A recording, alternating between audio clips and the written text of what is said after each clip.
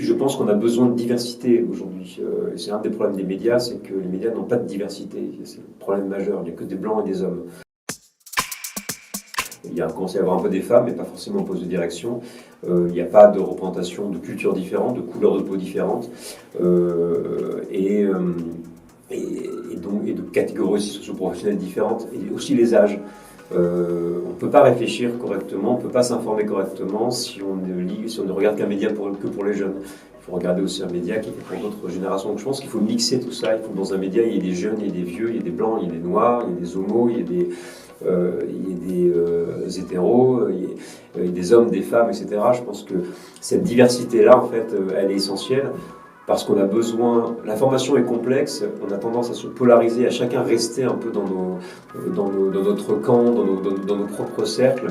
Or, on a besoin on est sur une population qui est mondialisée aujourd'hui, les problèmes sont mondialisés, on a besoin de comprendre la complexité du monde. Et pour comprendre cette complexité, pour trouver des solutions ensemble, parce que c'est pour ça qu'on vit a priori aussi, pour être heureux et pour trouver des solutions pour mieux vivre, eh bien, il faut cette diversité-là. Sur la parité, je pense que moi je suis plutôt favorable à forcer les choses, à obliger.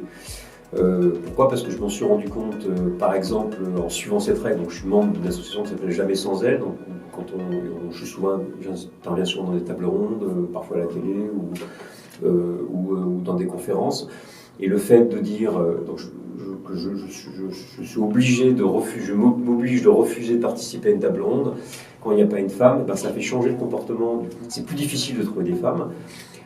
Dans ce qu'on appelle les rôles modèles, c'est-à-dire des personnes qui vont servir d'exemple et qui vont on a du mal à en trouver parce que les postes les plus importants sont pris par des hommes, et pourtant il y en a. Ça demande plus de temps, ça demande plus de travail, et cet effort-là, je pense qu'il est nécessaire parce qu'il permet aussi de réfléchir autrement et de prendre conscience en fait de ce qui se passe.